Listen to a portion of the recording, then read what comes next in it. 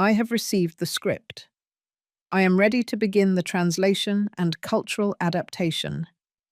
I will ensure all details are changed to reflect American culture, including names, places, currency, and social customs, while maintaining the tone and narrative style you requested.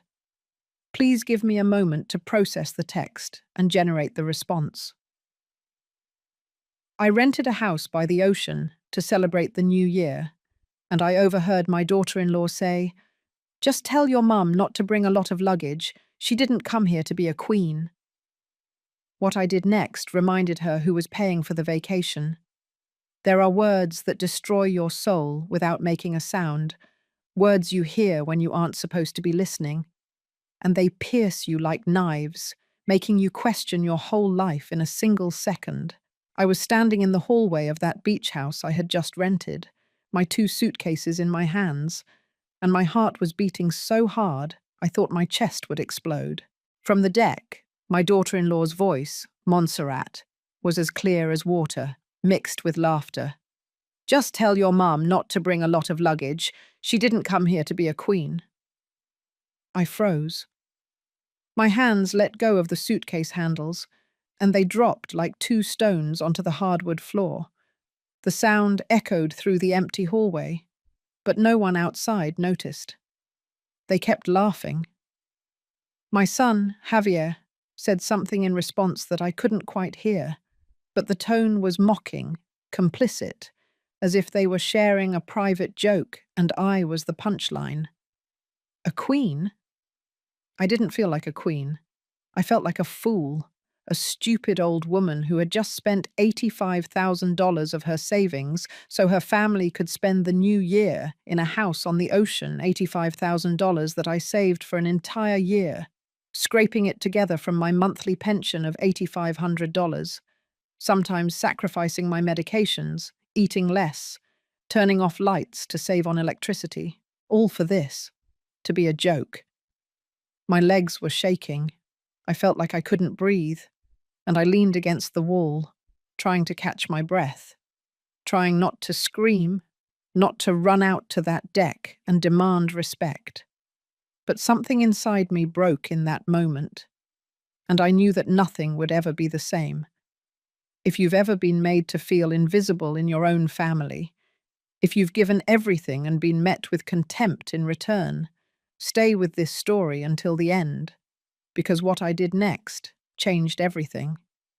And if this story touches your heart, subscribe to the channel to keep sharing confessions, like this one that need to be heard. You see, my name is Rosalba. I am 67 years old, and that night, standing in that hallway with the sound of the ocean in the background and the poison of those words burning inside me, I made a decision that many would call cruel, but I call it justice. But before I tell you what I did, you need to understand how I got there, how a mother who gave everything ended up being treated like a nuisance on a vacation that she paid for herself. Because this story didn't start in that beach house. It started much earlier, with sacrifices no one saw, and a love I mistook for weakness. And believe me when I tell you, the worst was yet to come. There was a time when my family was my pride, a time when we all sat together for Sunday dinners, when laughter filled my house, when my children hugged me without me having to ask. That time died along with my husband, Antonio, 3 years ago. Antonio was the center of gravity of this family, a construction worker his whole life, with rough hands and a huge heart. It was him who taught me that love is shown through actions, not just pretty words. And boy, did we show it. 38 years of marriage, 2 sons, a house we built brick by brick with his sweat and my work as a night shift nurse. When Antonio died of a sudden heart attack, I felt like half of my soul had been ripped out. But I had to be strong for Javier, for Robert, for the grandchildren who were just starting to grow up. Javier, my older son, is 42. He used to be my shadow, the boy who would run to hug me every time I got home from the hospital and tell me, "Mummy, when I grow up, I'm going to buy you a huge house. He studied business administration and graduated with honors. I sold my mother's jewelry, the only valuable things I owned, to pay for his last year of college. It was $220,000 that he never paid me back, but it didn't matter. It was my investment in his future. Now he's a regional manager for a logistics company. He makes good money, wears nice clothes, drives a new car, and almost never calls me. The one who does call me is Montserrat, but only when she needs something. Montserrat came into our lives 5 years ago like a sweet gale force wind, tall, thin, with that perfect smile she used as a weapon. At first I found her charming, well-mannered, and affectionate with me. She would bring me desserts on Sundays, ask about my health, and call me sweetheart. I should have seen the signs, like when she suggested very gently that I no longer needed to come to their house every Sunday, just so I could rest, mother-in-law. You've worked so hard your whole life. But the truth was she didn't want me around, didn't want me to see how she really treated my son, didn't want me to hear her venomous comments disguised as concern, or like when she convinced Javier that my house was too big for a woman living alone and that I should consider selling it. Think of your mum, honey. What if something happens and she's all alone? It would be better for her to live in a smaller, safer apartment. Safer for whom? I wondered. Antonio never liked her. Before he died, he told me, "Rosalba, that girl has shark eyes. Be careful with her." I scolded him. I told him he was being unfair, that Montserrat was a good woman. How I regret not listening to him. After Antonio's funeral, everything changed. Montserrat stopped pretending. The calls became more spread out. The visits disappeared. And my son, my Javier, became a stranger who answered my texts with one-word replies. But I have another son, Robert, who is 35, an engineer living in Seattle. He calls me every week, sends me money even though I tell him I don't need it, and tells me about his life. He makes me feel like I'm still a mother. The irony is painful. The son who is thousands of miles away is the one closest to my heart.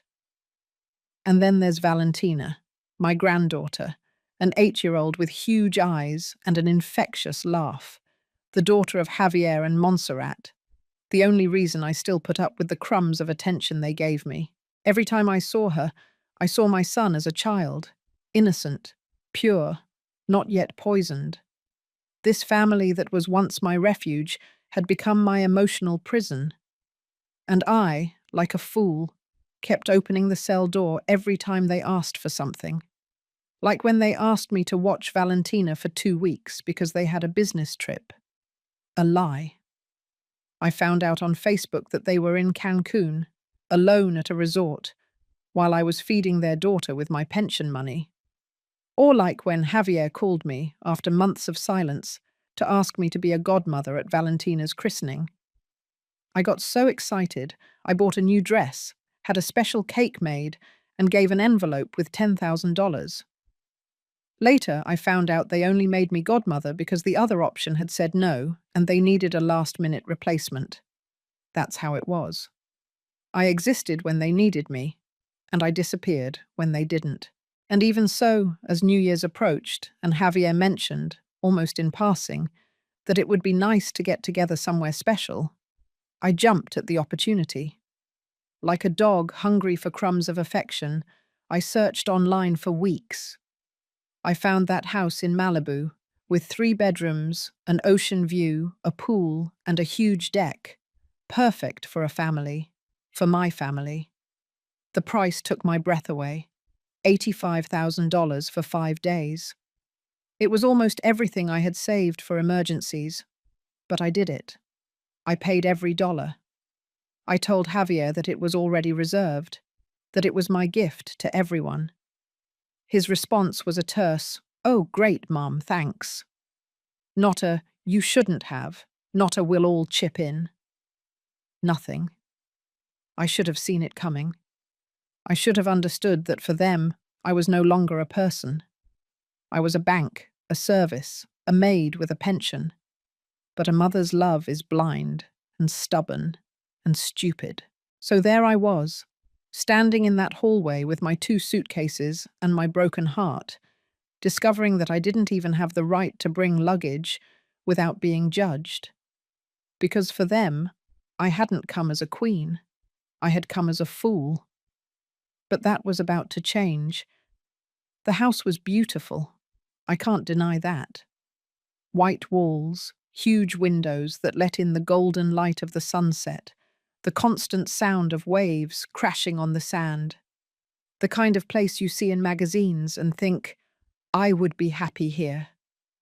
But happiness doesn't live in walls. It lives in people. And the people who came with me to that house brought everything but happiness. When I finally came out of the hallway, after quietly wiping away my tears and picking up my suitcases with trembling hands, I found everyone in the main living room. Montserrat was sprawled on the largest sofa, like a cover model, with her sunglasses on, even though we were already inside. Javier was checking his phone. Valentina was running on the deck, chasing seagulls. No one noticed that I had been crying, or if they did, they didn't care. Mother-in-law, you're here, Montserrat said, without even turning to look at me. Javier, help your mum with the suitcases. My son looked up for a second, as if he had been asked to move a mountain. In a minute, honey. Let me finish this. I dragged my own suitcases to the first bedroom I saw. It was small, with a single bed pushed against the wall and a window that overlooked the parking lot. You couldn't even see the ocean from there. Not 10 minutes had passed when Montserrat walked in without knocking. Oh, excuse me, mother-in-law. Her voice was poisoned honey. This bedroom is too small for you, don't you think? Look, we're going to move you to the one down the hall. Javier and I need the main one because Valentina sleeps with us and she needs space. You understand, right? It wasn't a question.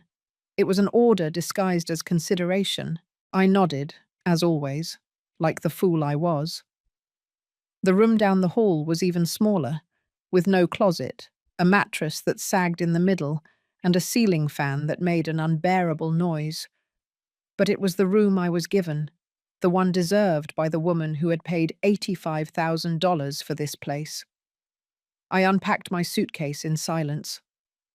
I took out my clothes, my blood pressure medicine, the framed photo of Antonio that I always carry with me. I put it on the nightstand and stared at it. Do you see how much I miss you, old man? I whispered to the photo.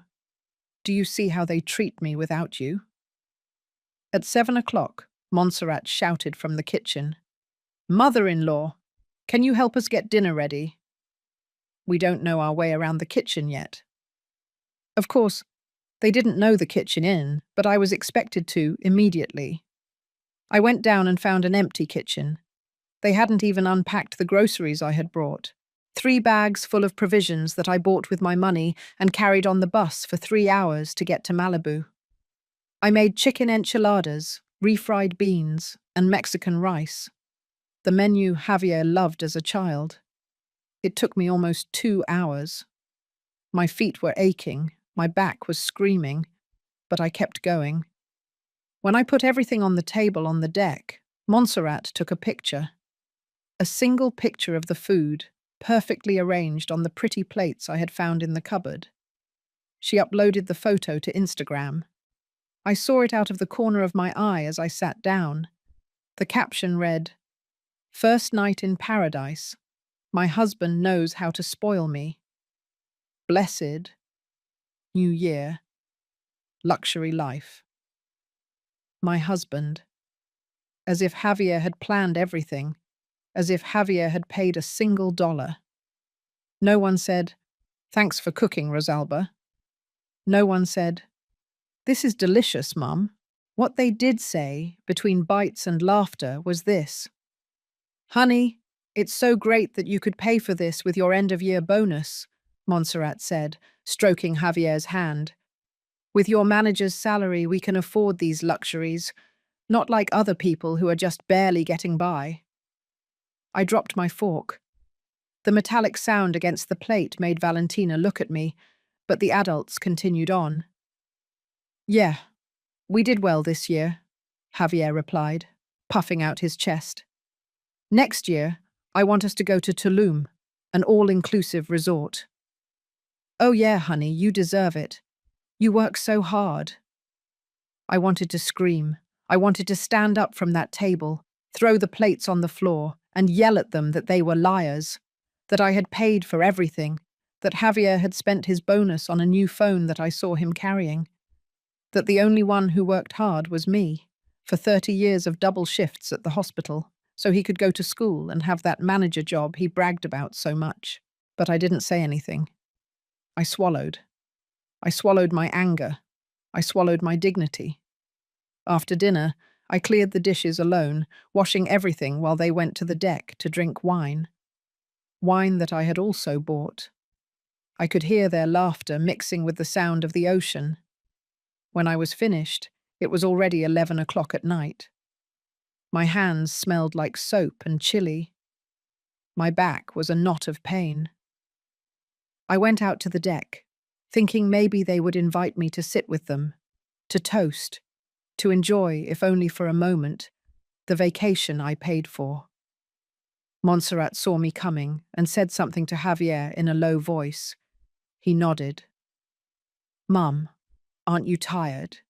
You should go rest. Tomorrow's going to be a long day. It was a dismissal, a polite order to disappear. Yes, son. You guys get some rest. My voice sounded broken even to me. I walked back to my tiny room. I closed the door. I sat on that sagging bed and stared at the ceiling, listening to their laughter filter through the thin walls. And there, in that room that smelled of dampness and neglect, in that paradise house that was my personal hell, I cried. I cried like I hadn't since Antonio's funeral. I cried for every ignored sacrifice, for every dollar spent, for every drop of love poured onto dry ground. But through the tears, something began to change. A small, tiny spark began to shine in a dark place in my chest. It was fury. It was pain. It was dignity, waking up after years of being dormant. And I told myself, in that forgotten room of the house that I paid for, never again. But I still didn't know how far I was willing to go to keep that promise. I would find out very soon, because the worst was still to come. I couldn't sleep that night. The fan made a constant metallic noise, as if it was going to fly apart at any moment. But it wasn't the fan that was keeping me awake. It was the memories. Memories that came like waves, one after another, hitting me, drowning me. I got out of bed around a little past 2 in the morning and sat by the window. Outside, the empty parking lot shone under a yellowish light. No ocean, no stars. Just concrete and silence. I took out my phone and opened my photo gallery. There they were. All those years saved in images that almost no one saw anymore. Javier at 5 years old, in his oversized preschool uniform, hugging me with those chubby arms. I was skinny as a rail in that photo. I had just come off the night shift. My eyes had deep circles, but I was smiling, because he was smiling at me. Robert at 7, with his first pair of glasses, crying because the other kids were making fun of him. I hugged him that afternoon and told him, "Geniuses wear glasses, my love. You're going to be great." And boy, was he. Now he lives in Seattle, earns his money in dollars, and still calls me every week to ask how I am. Why is it that the one who left is the one who stayed with me? Why is it that the one who is close feels the furthest away? I kept scrolling through the photos. Javier's college graduation. I was wearing a blue dress that was too big for me because I had lost 20 pounds from working so much. Antonio in his brown suit, the only one he owned. Both of us so proud, so happy. That day, after the ceremony, Javier hugged both of us and said, "Thank you, Mum and Dad. Everything I am is because of you. I'll never forget it." Lies. He forgot before a year had passed. I closed my eyes and let the numbers invade me, because numbers don't lie. Numbers are the most raw truth that exists. I worked as a nurse at the General Hospital for 30 years. 30 years of double shifts, of working on Christmas, of missed birthdays. My salary was never high, $18,000 a month in my best years. But I stretched it like gum. For my two sons' education, I saved a total of $450,000. Every dollar counted, every sacrifice planned. Javier took the biggest part, $270,000. Private university, because the public one didn't have the level he deserved. Robert went to a public one, but I still paid for his books, transportation, and a laptop that cost $22,000 when that was my entire monthly salary. My mother's jewelry, the only things that had sentimental and economic value, I sold to pay for Javier's last year. A gold ring with emeralds that my grandmother had given my mum. Pearl earrings, an antique bracelet. They gave me $220,000. I gave it all to my son. He never asked where the money came from. He never said he would pay me back. When Antonio died, I was left with a miserable widow's pension, $8,500 a month, and a paid-off house that we built with our own hands, brick by brick, over 20 years. That house is worth, according to the last appraisal I had done, $1,800,000. Montserrat had already appraised it with her eyes. I knew it. I thought of all the gifts I had given them over the years. Valentina's birthdays, never less than $5,000. Javier's wedding. I gave them $100,000 as a gift. Everything I had saved at the time. When they moved into their new apartment, I bought them the living room set, $32,000. And what did I get in return? A phone call every 2 months, a mandatory visit on my birthday, and humiliation disguised as concern. I stood up from the window and walked to the cracked mirror hanging on the wall. I saw myself. I really saw myself for the first time in a long time. 67 years old. Grey hair that I didn't even bother to dye anymore. Deep wrinkles around my eyes. Veiny, gnarled hands. Hands that had worked until they bled. A tired body that carried not only its own years, but the weight of everyone else's. When was the last time anyone asked how I was doing? When was the last time someone took care of me? I went back to bed and kept looking at the picture of Antonio on the nightstand. I did everything right, didn't I, old man? I whispered. I gave them everything. I sacrificed everything. So why do they treat me like garbage? Antonio didn't answer. The dead never do.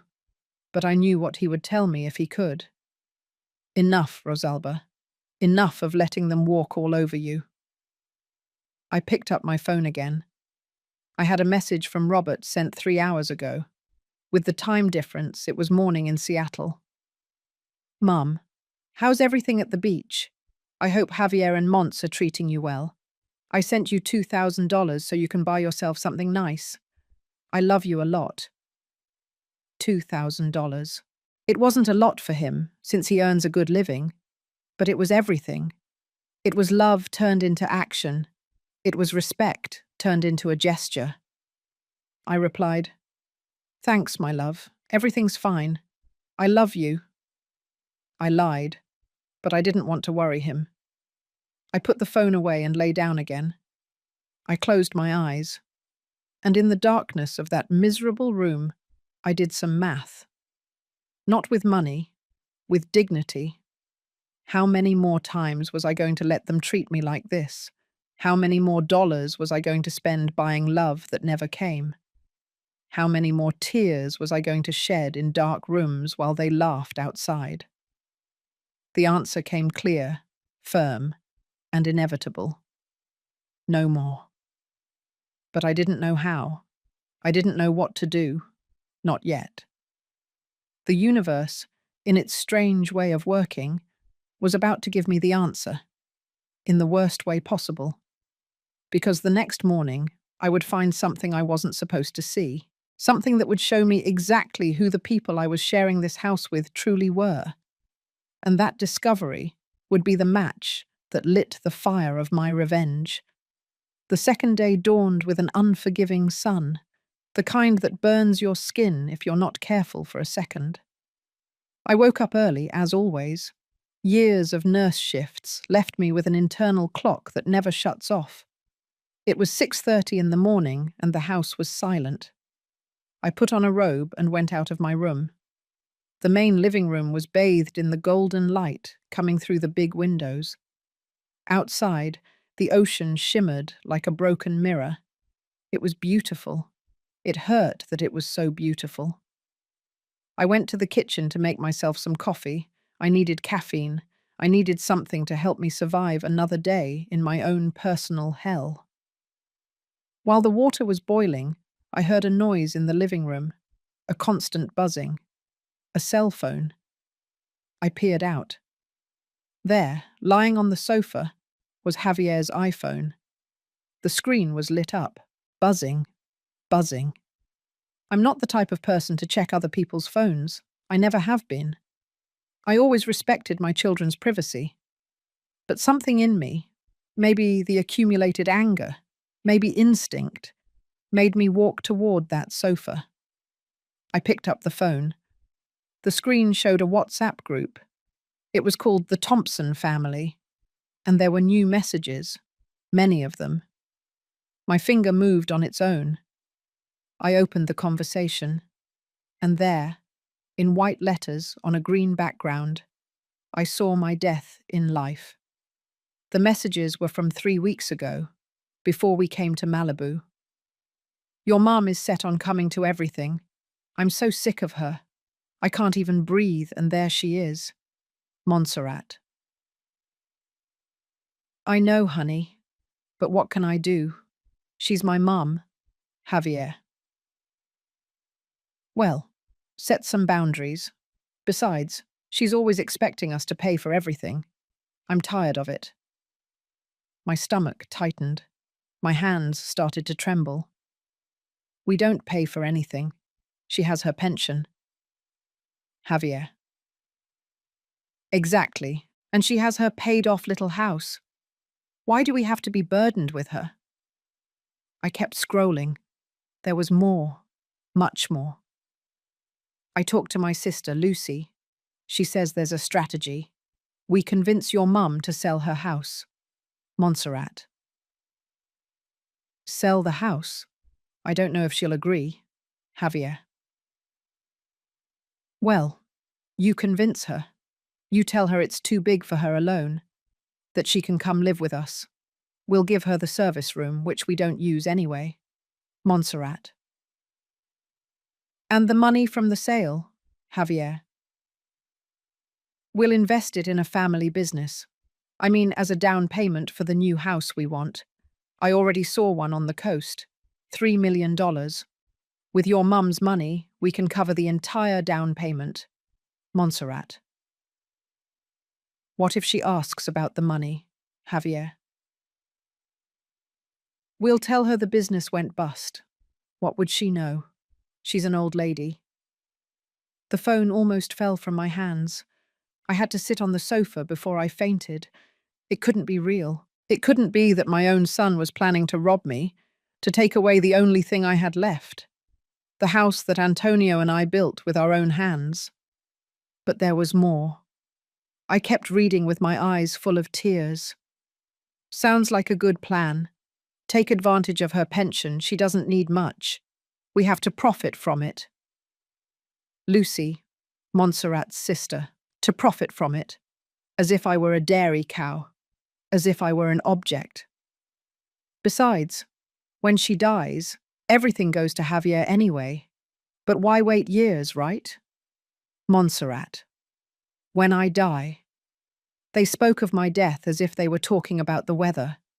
I kept scrolling down the conversation, with my heart pounding in my ears. And then I found something that completely destroyed me. It was a more recent conversation from 2 months ago. Javier, did you ask Robert for the money? Montserrat. Yeah, I told him Mum needed an urgent operation. He loaned me $120,000. Javier. Haha, perfect. And does your mum know? Montserrat. No, and she doesn't have to. Javier. $120,000. Javier had borrowed money from Robert, lying, saying I was sick, that I needed an operation. I never had an operation. I didn't know anything about that money. What did he spend it on? On the new phone, on outings with Montserrat, on keeping up the lie that he was a great provider when the reality was he was a liar and a thief. The phone buzzed in my hands. A new message came into the group. We're at the beach house now. It was a good idea to make your mum think it was her idea for the trip. That way she paid for everything and we didn't spend a single dollar, lol. Montserrat. That's what's great about having a mum with a pension, lol. Javier. Those lols perforated my soul. They were laughing. At me, at my stupidity, at my unconditional love. I closed the chat. I left the phone exactly where I had found it. I walked like a zombie back to my room. I locked the door. And there, sitting on the edge of that horrible bed, with the sound of the ocean mocking my pain, I felt something inside me finally break. It wasn't just sadness. It wasn't just disappointment. It was fury, pure, burning, justified. For 67 years, I had been good. I had given. I had sacrificed. I had loved unconditionally. And that had turned me into my own family's private joke. I took my phone. My fingers were trembling so much that I had to try 3 times before I could dial. I called Robert. In Seattle, it was 3 in the afternoon. Mum, are you okay? What happened? His worried voice almost made me cry. But no, no more tears. Son, I need to ask you something, and I need you to be completely honest with me. Of course, Mum. Anything. Did you lend your brother money 2 months ago? There was a silence, long, heavy. Mum, yes. He told me you needed an urgent operation for your gallbladder, that you didn't have enough money. I sent him $120,000. Why? Are you okay? Did you have the surgery? I closed my eyes. I took a deep breath. I was never sick, Robert. There was never an operation. Your brother lied to you. The silence that followed was worse than any scream. That son of a... Robert didn't finish the sentence. Mum, that money was for you. I would never... How could he? There are worse things, son. Many worse things. But I can't talk now. I just need you to trust me. Can you send me $50,000 right now? I'll send you 100,000 right now. Mum, what's going on? I'm going to do something I should have done a long time ago. I'm going to get my dignity back. I'll call you later. I love you, son. I love you too, Mum. And whatever you need, you can count on me. I hung up, and I sat there, phone in my hands, feeling something new being born inside me. I was no longer the stupid old woman who put up with everything. I was no longer the submissive mother who lived to be trampled on. I was a woman who had just woken up. And when a woman like me wakes up, after years of being asleep, the world trembles. I looked at Antonio's photo on the nightstand. Forgive me, old man, but I'm going to do things you would never approve of. and I'm going to do it for myself, because it's about time. Outside, I heard the laughter of Javier and Montserrat waking up, without knowing that their world was about to fall apart, because I already had a plan, and there was no turning back. I sat on that bed for who knows how long. It could have been minutes, it could have been hours. Time ceased to exist. There was only the pain, a different kind of pain than anything I had ever felt. When Antonio died, the pain was clean, pure. It was the sadness of losing the love of my life, but it was a pain with dignity. He loved me until his last breath. He took care of me. He respected me. This was different. This was dirty. This was premeditated betrayal. This was discovering that the son I gave life to was planning to steal every last dollar from me and then laugh about it with his wife. My chest started to tighten. I knew that feeling. It was a panic attack. I had them after Antonio's death until I learned to control them. But this was different. This was worse. I stood up, staggering, and went to the bathroom. I turned on the cold water faucet and put my hands under it. The water was freezing. I splashed my face, my neck. I tried to breathe. 1, 2, 3. But the air didn't come. The bathroom mirror reflected an image I didn't recognize. An old woman with red eyes, with wrinkles that looked like furrows from accumulated crying, with trembling lips. A broken woman. "Is this what I am?" I asked the stranger in the mirror. "A fool who let herself be used? A stupid old woman who confused love with slavery?" The tears started to fall, heavy and uncontrollable. I slid down to the bathroom floor, my back against the cold wall. And there, on that cheap tiled floor, I allowed myself to completely break. I cried for every ignored sacrifice. For the nights I didn't sleep working double shifts. For the meals I skipped so my children could eat better. For my mother's jewelry that I sold without a second thought. For the $120,000 stolen with lies. For the house they wanted to take from me. For every LOL in that cursed chat. But most of all, I cried because my son, my first son, the child who came out of my womb, who latched onto my breast to live, who called me mommy with that little voice. That child had died, and in his place was a stranger who saw me as an ATM with legs. I heard footsteps in the hallway, laughter, Valentina's voice. "Grandma, where are you?" I froze. I couldn't let her see me like this. I couldn't scare her. "I'm in the bathroom, my love. I'll be out in a little bit. Are you okay?" That question, so simple, so pure, so full of genuine love.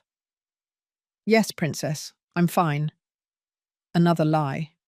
But this one was necessary. "I just miss you, Grandma. Mum and Dad are watching TV and they're not paying attention to me. Do you want to play when you come out?" Valentina, my granddaughter, the only person in that house who looked for me because she wanted to be with me. Not because she needed something. Not because I was going to give her money. Simply because she loved me. "Of course, my love. Give me 5 minutes and I'll come out." "Yes, I'll wait for you in my room."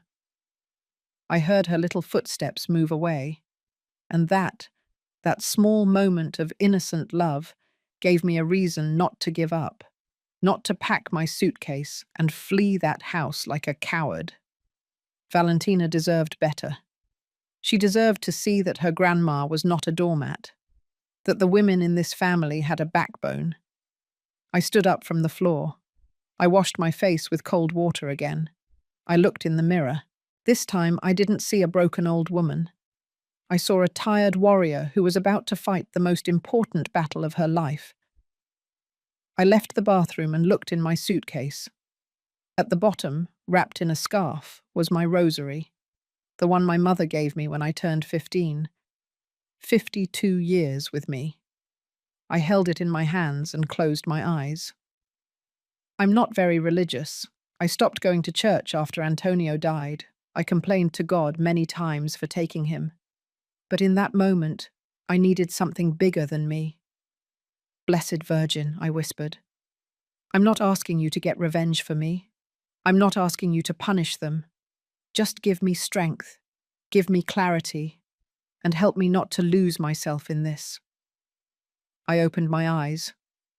My phone buzzed. It was a bank notification. Robert had transferred $100,000 to me. $100,000 that arrived like a lifeline. I sent him a quick message. Received. Thanks, son. I'll tell you everything when this is over. I put the phone away and left the room. Valentina was waiting for me in the living room with a doll in each hand. Grandma, look. This is the princess, and this is the queen. You can be the queen.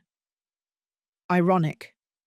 2 days ago, they told me I didn't come here to be a queen, and now my granddaughter was giving me that role in her game. I sat on the floor with her, took the doll she offered me, and for an hour, I played. I forgot about the pain. I forgot about the betrayal. There was only Valentina and me, in a world where queens could be good and happy endings were possible. Montserrat came out of her room at some point, in her silk pajamas with a freshly washed face. She saw me on the floor playing with Valentina and frowned. Valentina, let your grandma rest. She's too old to be on the floor. But we're playing, Mummy. Well, play by yourself. Your grandma has to make breakfast. There it was, the order disguised as consideration. I stood up, my knees cracking. Valentina looked at me with those sad eyes. We'll play more later, my love, I promise. I went to the kitchen. Montserrat followed me, coffee cup in hand. She sat at the breakfast bar like a queen watching her servant. Can you make Mexican-style scrambled eggs, mother-in-law? Javier loves them. And some Mexican toasted sandwiches, too. Oh, and orange juice. You brought oranges, right? Yes, I had brought everything. The oranges, the eggs, the bread. All in my suitcase and my bags. All paid for with my money. Of course, I said, in a voice that didn't sound like mine. While I cooked, Montserrat checked her phone. Every so often she laughed. I wondered if she was in that group, the group where they called me a nuisance, where they planned to tear me apart. I put the plates on the table. I called everyone. They sat down without thanking me. They ate. They laughed. They talked about going to the beach in the afternoon.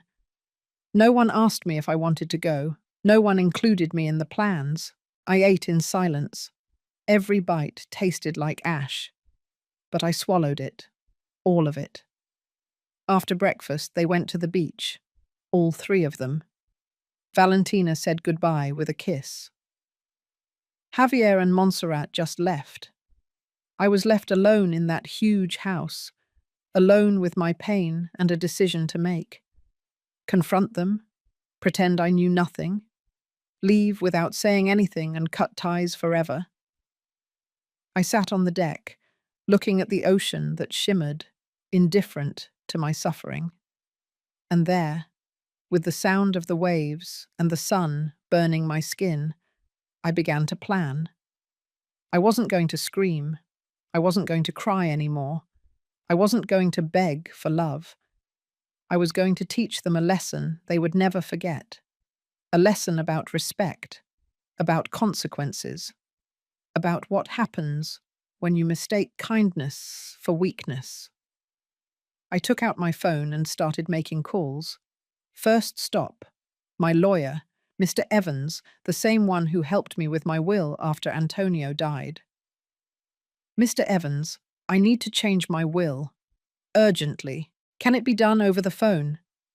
And so began my transformation, from victim to strategist, from long-suffering mother to a woman with a plan. Because if there's one thing I've learned in 67 years of life, it's this. Silence isn't weakness. Sometimes, silence is the calm before the storm, and I was the storm that was about to destroy everything. The call with Mr. Evans lasted 40 minutes. 40 minutes during which my voice sounded firm, clear, and determined, a voice I didn't recognize as my own.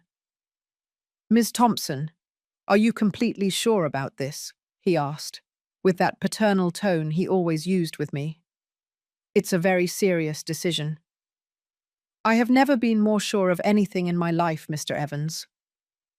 "Okay, I'll send you the documents via email. You can sign them digitally, and they'll be registered immediately. But I recommend you also come to my office when you return to do the physical version." "You can count on it." "Thank you, Mr. Evans," said Mr. Evans. I hung up. My hands no longer trembled. My breathing was calm. It was strange. After all the pain of the morning, I now felt an almost unnatural calm. It wasn't peace, it was determination. I opened my email. The documents were there. I read every line, every word that changed my future and my son's. Last will and testament of Rosalba Mendoza, widow of Thompson. I signed it, with my full name, with my digital fingerprint, and sent it back. Done. Javier had just ceased to be my universal heir. Everything now went to Robert. The house, my accumulated pension, my savings, my insurance. Everything. But that wasn't enough. I needed more. I needed protection. I called the bank. I cancelled the extra cards that Javier and Montserrat had on my account, the ones I had given them in case of an emergency, Mum. Emergencies like their expensive dinners and their weekend getaways, as I discovered after checking the statements. I called my bank again. A different department. I opened a trust account for Valentina. The $300,000 I had saved for family emergencies were now there, untouchable, for her college education, for her future. Javier and Montserrat couldn't touch a single dollar, even if they dragged me to court. Each action was a nail in the coffin of their plan. Each signature was a step toward my freedom.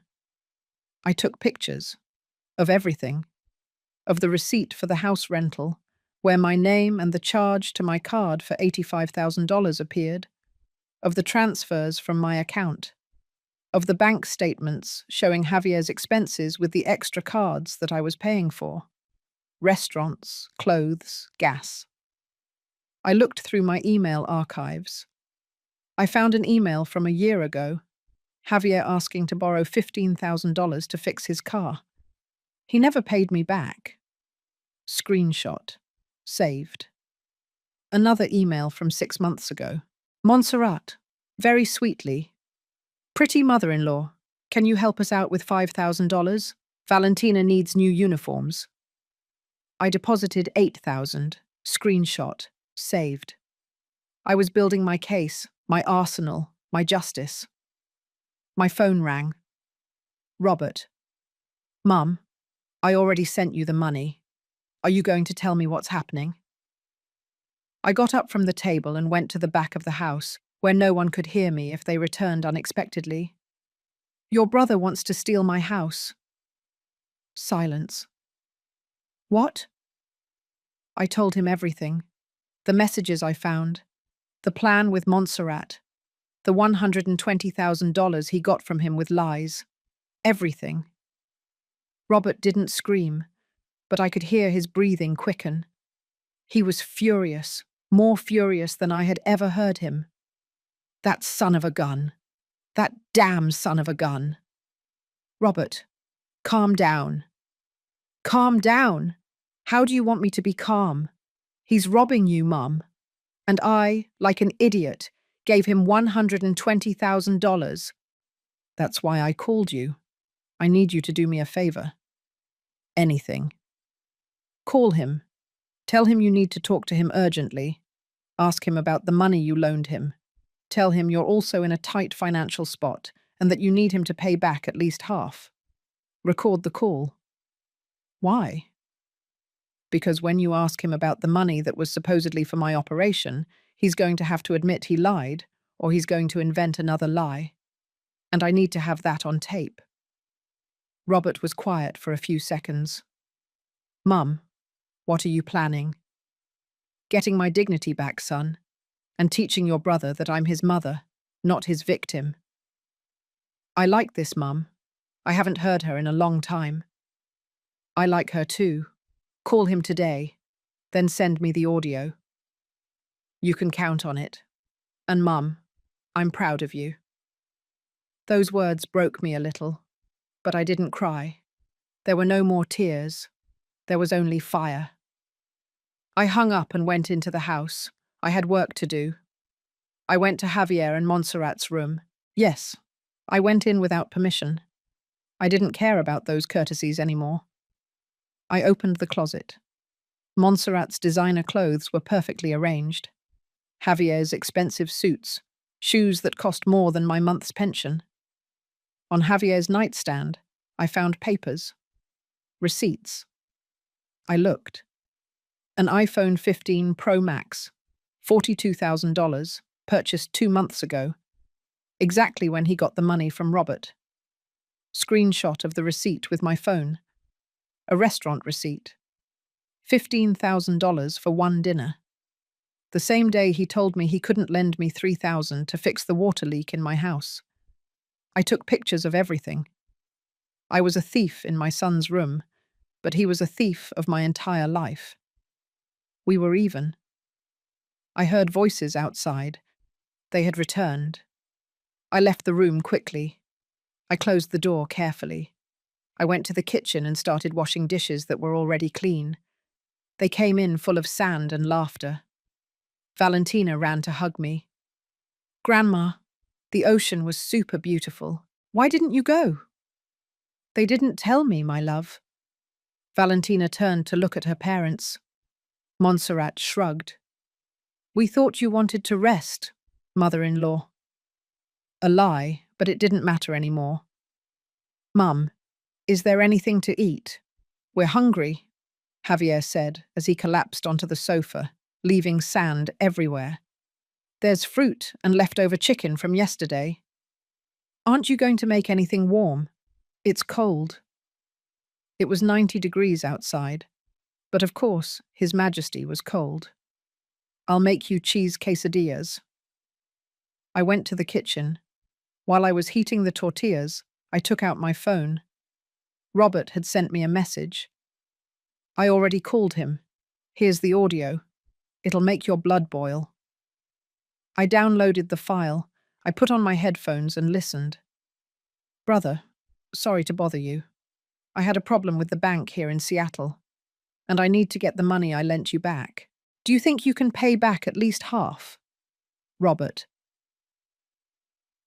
What money? Javier. The $120,000 for Mum's operation. Robert. Oh yeah, that one. Look, brother, the operation ended up costing more. It's all gone. Javier. All of it. But you said it was for her gallbladder. Those operations cost about $60,000. Robert. There were complications. They had to admit her for more days. Javier. Mum was in the hospital and no one told me. How many days? Robert. About 5. Javier. What hospital? Robert. Long silence in the audio. Look, Robert, I can't talk right now. We're at the beach and… Javier. What hospital, Javier? Robert. The regional one. Well, I'll call you back later. And he hung up. I pressed pause. My hands were squeezing the phone so hard I was afraid I would break it. Lies piled on top of lies. And the worst part was he said them so easily, as if it were the most natural thing in the world to deceive his brother, to rob him, to use his sick mother as an excuse. I went back to the living room with the quesadillas. I put them on the table. They all pounced on them like hyenas. No one said thank you. I sat with them, I watched them eat, laugh, and plan the next day. And I was there, invisible, present, but absent. The shadow who served and cleaned and paid. But they didn't know what I knew. They didn't know that with every second that passed, the knot in their rope tightened. Montserrat got up for more water. As she passed me, she put her hand on my shoulder. "Mother-in-law, thanks for cooking. I don't know what we'd do without you." She smiled. That fake smile she had perfected. I returned the smile, just as fake. "You're welcome, honey. That's what I'm here for." But in my mind, I added, "That's what I was here for, because it's over." That night, after everyone had fallen asleep, I stayed on the deck, looking at the stars. The plan was ready. The pieces were in place. All that was missing was the perfect moment to execute it. And that moment would come soon, very soon, because tomorrow was the third day, and the most dangerous plans are always revealed when you least expect them. The third day dawned cloudy, grey clouds that threatened rain but never let it fall. As if the sky was also saving its storm for the right moment. I had slept for maybe 3 or 4 hours, but it wasn't out of anxiety. It was out of anticipation. Because of that tingling in my stomach you get when you know something big is about to happen. I got up and dressed carefully. Simple beige linen pants, a simple white blouse. Nothing special. I wanted to look like I always did. The harmless old lady, the submissive mother. I made coffee, toasted bread, chopped fruit. I put everything on the table as if it were a normal day. But it wasn't a normal day. Today the charade ended. Javier came down first. His hair was messy, his eyes were swollen. He had probably been up all night on his phone. "Good morning, son." "Morning, Mum." He yawned. He didn't even look at me. Montserrat came down next. Perfect as always. Impeccable makeup, even though it was barely 8 in the morning. The type of woman who wakes up ready for a photo shoot. "Good morning, mother-in-law." Automatic smile. "Good morning." Valentina was the last. My princess in her unicorn pajamas. She sat next to me and hugged me. That hug gave me the strength for what was to come. We ate breakfast in silence. Well, they ate. I just pushed the fruit around on my plate. Montserrat took out her phone. She checked something. She nudged Javier with her elbow. They looked at each other. There was something in that look. Complicity. Resolution. "Hey, Mum," Javier said, wiping his mouth with a napkin. "Monse and I want to talk to you about something important. After breakfast, okay?" There it was. The moment I knew would come. The moment they would ask me to sell my house. "Of course, son. Whenever you're ready." Valentina went to play with her dolls. I collected the dishes. I washed them slowly. Each plate, each glass, as if it were a sacred ritual. Preparing myself. "Mother-in-law, we're on the deck now," Montserrat yelled. I took a deep breath. I dried my hands. I grabbed my phone and put it in my pocket. Voice recording activated. I went out to the deck. They were sitting in the wicker chairs. I stood facing the ocean. The morning light was behind them, so their faces were in shadow. Perfect. They looked like judges or executioners. "Sit down, Mum. We want to talk to you." I sat down. I clasped my hands in my lap. The perfect grandma waiting for instructions. Javier cleared his throat. He looked uncomfortable. Good. Let him feel uncomfortable. "Mum, we've been thinking, Monsi and I, about your future." "My future?" "Yeah. You see, you're getting older. The house you live in is too big for you alone. It has 2 floors, a yard, a lot to maintain. And you're 67 years old." "67 isn't that old, son." No, of course not. Montserrat leaned forward. Her voice was honey, honey with poison. What Javier means is that we're worried about you. What if you fall? What if you feel sick and you're all alone? It's dangerous. I have a phone and neighbors. Yes, but it's not the same as having family nearby. Javier rubbed his hands, nervous. That's why we thought of a solution. You should sell the house. There it was, the dagger wrapped in gift paper. Sell my house? Listen, Mum, it's not a crazy idea. That house is worth about $1,800,000, right? It's a lot of money. Money you could use to live better. I live well. But you could live better. Montserrat again.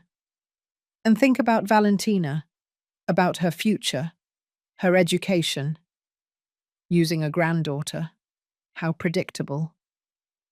And where would I live if I sell my house? Javier smiled, as if he had just given me the best news in the world. With us, we have a service room that we don't use.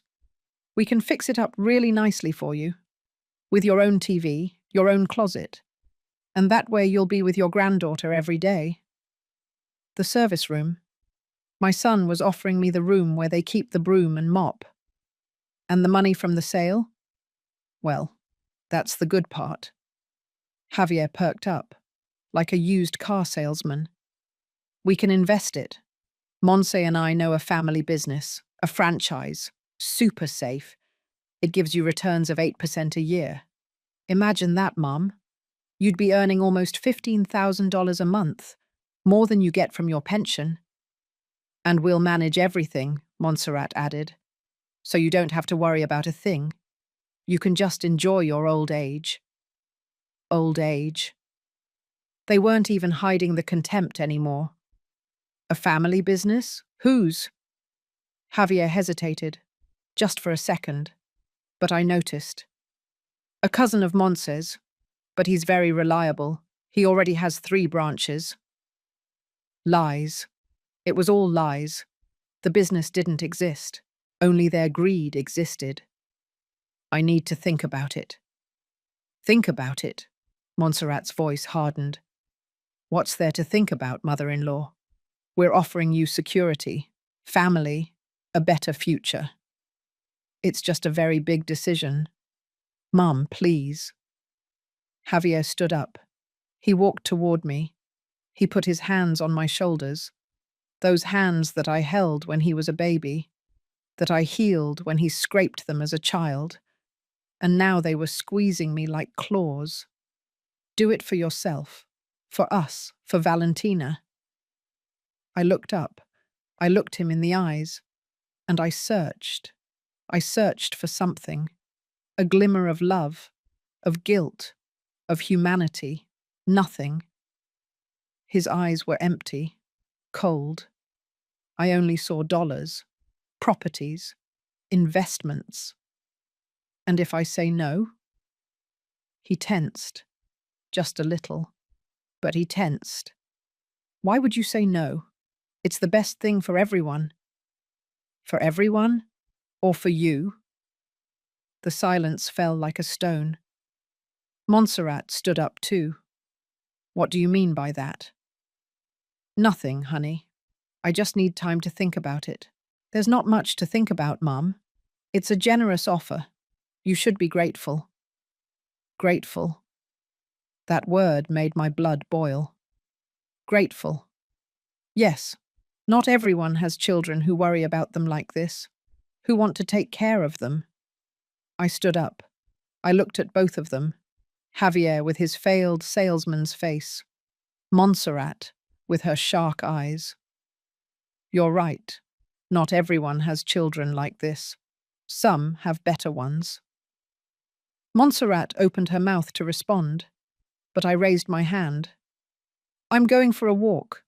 I need some air. Think about what you want for dinner. And I left, leaving them standing there, confused, angry. I walked to my room. I closed the door. I took out my phone.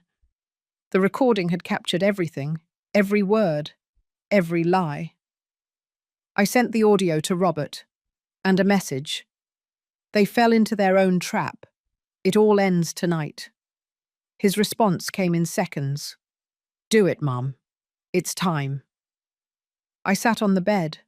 I looked out the window at that grey parking lot, and I smiled, because they thought they had me cornered. They thought I was a stupid old woman desperate for love. But they were about to discover that stupid old women don't exist. There are only women who decided to wake up. And I had just opened my eyes. That afternoon I went for a walk on the beach, alone, with the sound of the waves trying to calm the hurricane inside me. I came back at 6. The house was silent. Javier and Montserrat were in their room. Valentina was watching cartoons in the living room. Grandma, are you going to make dinner? Yes, my love, in a little while. But first I had to do something more important. I went to my room. I took out my laptop. I connected it to the Bluetooth speakers I had seen in the living room. Those expensive speakers that Javier had brought to set the mood for the vacation. I downloaded all the audios, all the screenshots, my entire arsenal. I organized it in a folder. I called it Truth. At 8 o'clock that night, I called everyone to dinner. I had made enchiladas, Javier's favorite. My last act as a mother before becoming a judge. We ate. They talked about silly things, the weather, the beach, plans for tomorrow. I just nodded, smiled, waited. When we were finished, before anyone got up, I said, "Wait, I want to talk to you about something." Javier and Montserrat looked at each other. They probably thought I had made my decision about the house. Of course, Mum. Have you thought about it? Yes, I've thought about it very carefully. But first, I want to show you something. I took out my phone. I connected it to the speakers. The sound filled the entire room, and then I pressed play. Montserrat's voice came out, clear, loud, and mocking. Just tell your mum not to bring a lot of luggage. She didn't come here to be a queen. Laughter. Javier's voice responding with something inaudible. More laughter. Valentina looked at me, confused. Javier went pale. Montserrat stood up from her chair. What is this? Shh, it's just starting. I played the next audio, the conversation from the WhatsApp group. I had recorded the screen as I read the messages, and now my voice narrated as the screenshots appeared. Your mum is set on coming to everything. I'm so sick of her. Well, set some boundaries. Besides, she's always expecting us to pay for everything. Javier's face was a work of art. He tried to speak, but the words wouldn't come out. I continued. I didn't stop. We have to convince her to sell her house. We'll give her the service room, which we don't use anyway. We'll invest it in a family business, as a down payment for the new house we want. We'll tell her the business went bust. What would she know? She's an old lady. Montserrat tried to snatch the phone from me. I stood up. I backed away. Sit down, Montserrat, or I swear I'll upload all of this to the internet. With names, with faces, with everything. She froze. The venom in her eyes could kill. I turned toward Javier. Now comes your favorite part, son. I played the audio of his conversation with Robert, his voice lying about my operation, inventing complications, lying about hospitals. Mom, I can explain. Shut up. The scream came from the deepest part of my soul. Valentina got scared. She ran to hug me. I hugged her with one arm, without letting go of my phone. I don't want your explanations. I want you to listen. For once in your life, you're going to listen to me. I projected the screenshots from the group onto the television screen, one by one. Every message, every mockery, every plan. $120,000 you got from your brother with lies, telling him I was sick, that I needed an operation. Your brother who lives thousands of miles away, who believed you because he trusts you because he's your brother. Mom, I was going to pay him back. When, Javier? When were you going to pay him back? After buying your $42,000 iPhone? After spending $15,000 on a dinner while I was asking you to lend me $3,000 to fix my house and you told me you didn't have it? I showed the receipts. All of them. One by one on the big screen. I paid $85,000 for this house. Me, with my pension of $8,500 a month. Do you know how many months I saved for this? 10 months. 10 months eating less, buying less, saving dollar by dollar. You said you wanted to pay, Javier mumbled. Because you made me feel like I had to. Because you wanted to get together as a family. But you were never going to pay. Because you know that your stupid old mum always says yes. Montserrat stood up. Enough of this ridiculous show. Let's go, Javier. Sit down. My voice was ice. Or I'll send all of this to your family, your mum, your dad, all those friends of yours on Instagram. How do you think those luxury life photos will look when everyone knows they're being paid for by a 67-year-old on a pension? She sat down, hating me with every fiber of her being. I approached Javier. I stood in front of him. So close I could see the tears he was trying to hold back. When did I stop being your mother and become your ATM? Mum, you don't understand. What don't I understand? That you were planning to steal my house? That you wanted to put me in a service room like I was an old piece of junk? That the family business was a lie and you just wanted my money for your new house? Silence. A silence so heavy it hurt. I sold my mother's jewelry to pay for your college. Did you know that? The emerald ring your grandma left me. The pearl earrings that belonged to my great-grandmother. I sold them. For you. So you could get your degree. So you could be someone in life. My voice was trembling, but I didn't stop. I worked 30 years on double shifts. 30 years watching people die at the hospital while you slept warm in your beds. 30 years without vacations, without rest, without a life of my own. All for you. Mum, we didn't ask you to do that. Those words, those damn words broke me more than anything else. You're right. You didn't ask me. I did it because I loved you. Because that's what mothers do. They sacrifice. But you confused my love with stupidity. My sacrifice with weakness. I took some papers from my purse. I threw them on the table. I changed my will. Everything goes to Robert. The house, my accumulated pension, my savings, my insurance, everything. You are out. Javier went white. You can't do that. I already did. Signed, notarized, legal.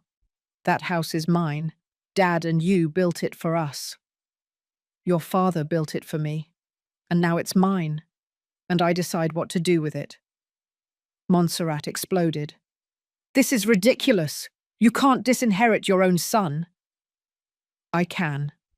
And I did. And you know what else I did? I cancelled the extra cards you had on my account. You won't be able to spend my money on your expensive restaurants and designer clothes anymore. I showed them another document.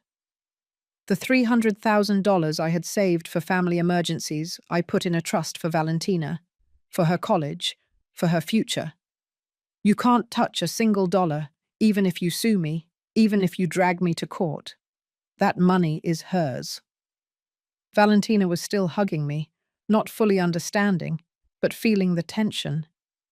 And live with you? I laughed, a dry, bitter laugh. I'd rather live alone in my house until the day I die than spend one more day breathing the same air as you. You're ungrateful, Montserrat spat, after everything Javier has done for you. Everything he's done for me? Like what? Robbing his brother? Planning to take away my house? Making fun of me with his wife? Enlighten me, Montserrat. Tell me what he has done for me besides using me. She didn't answer, because she had no answer. I knelt down in front of Javier. I made him look me in the eyes. I gave you life, an education, the unconditional love of a mother, and you paid me back with betrayal, with lies, with humiliations. A single tear ran down my cheek, just one. But what hurts the most isn't what you did to me. It's realizing that the child I raised, that sweet child who hugged me and said, "Mommy, I love you," died, and in his place is a stranger who only sees me as money. I stood up. I looked at both of them one last time. Tomorrow I'm leaving this house. I'm taking Valentina with me for the rest of the vacation. You two stay here. The contract is in my name, and it's already paid for. Enjoy your paradise, but enjoy it alone. You can't take my daughter, Montserrat growled. I can, and I will. Or I can show social services the messages where you say you want to get rid of the nuisance grandma while using her money. Do you think that looks good in a family evaluation? It was a bluff, but it worked. Montserrat shut up. I turned to Valentina. My love, do you want to come with me for a few days? We're going to a pretty place. Just you and me. With dolls? With all the dolls you want. Yes. Javier stood up, his eyes red. Mum, please, can we talk? Can we fix this? I looked at him. I really looked at him, searching for something to save, something to rescue. But there was nothing. The son I loved had been lost a long time ago. There's nothing to fix, Javier. You made your decisions. Now I'm making mine. I walked toward my room. Valentina came with me. Before I closed the door, I turned one last time. Oh, and one more thing. You didn't want me to bring luggage like a queen. You were right. Queens don't beg for love from those who don't deserve it. Queens just leave. And I'm leaving. I closed the door. The sound was final, like a coffin closing. Outside, I heard shouting, arguing, crying, but I was no longer there. Mentally, I had already left. I packed our things, mine and Valentina's, and as I was folding clothes, my granddaughter asked me, "Grandma, why are you crying?" I'm not crying, my love. I just have something in my eye. Are we going to have fun? I hugged her. Yes, princess. We're going to have a lot of fun. Because for the first time in years, I was free. Free from guilt. Free from obligation. Free from being the perfect mother to imperfect children. And that freedom hurt. But it was a necessary wound. A wound that would heal. The next morning I woke up at 5. I hadn't slept much. But what I felt wasn't tiredness, it was clarity. Valentina was sleeping, hugging her favorite doll. I kissed her on the forehead and left the room. The house was silent. A different kind of silence than the previous days. This was a tense silence. Heavy, as if the walls themselves were waiting to see what would happen. I went to the kitchen. I made coffee. 2 cups, one for me and one to take on the road. I heard footsteps. Javier appeared in the doorway. His eyes were swollen. He hadn't slept either. Mom! Javier! We stared at each other. 2 strangers sharing a kitchen. Are you really going to go? Yes. Isn't there any way you'll reconsider? I took a sip of coffee. It was bitter. Perfect. Reconsider what, son? Letting you keep using me? Pretending I didn't read those messages? Pretending you weren't planning to rob me? We weren't going to rob you. It was an investment. An investment where I put in everything and you got to keep everything. Yes, an excellent investment. He rubbed his face. He looked old all of a sudden, tired, defeated. I never wanted to hurt you. But you did, over and over. And the worst part is you didn't even realize it. It's Montse, she's very… Don't put the blame on her. You signed those messages, Javier. You took money from Robert with lies. You planned to take my house. Those were your decisions. He sat down in a chair. He put his head in his hands. What do you want me to do? Nothing. I don't want anything from you anymore. I'm your son. You were. Now I don't know what you are. Those words broke him. He started to cry. A horrible cry. Like a grown man who doesn't know how to cry. Something in me wanted to comfort him. The motherly instinct. That instinct kicked that for 67 years they made me put my sons before myself. But I didn't. I couldn't. Not anymore. Mum, give me one more chance. I can change. How many chances have I given you, Javier? How many times have I forgiven you when you stopped calling? When you forgot my birthday? When you borrowed money and never paid it back? I'm going to pay Robert back. All of it. You should have done that months ago, without getting caught, without being forced. Montserrat appeared in the doorway. She was wearing a silk robe and had an unfriendly look on her face. Enough of this drama. Javier, let her go. We don't need her. I looked at her. That woman who came into my family 5 years ago and destroyed it like a termite. You're right, Montserrat. You don't need me. You need my money, which isn't the same thing. Your money isn't that much, with what Javier makes. Javier makes $28,000 a month. I know because he showed me his pay stub when I asked him to borrow that $3,000 that he denied me. $28,000, with which you have to pay $18,000 in rent, the car, Valentina's tuition, household expenses. The numbers don't add up, do they? That's why you're after my house, because you need the money, because you're in debt up to your eyeballs, pretending to live a life you can't afford. Montserrat clenched her jaw. That's none of your business. You're right. It isn't anymore, because the Rosalba Bank is closed. It went bust. There are no more loans, no more gifts, no more stupid pensioner to support your lifestyle. I turned my back to her. I grabbed my coffee cup. I'm going to wake up Valentina. We're leaving in an hour. You can't take her, Montserrat growled. Yes, I can. Or would you prefer that I call your mum and tell her all of this? I have her number. In fact, I have the numbers of your whole family.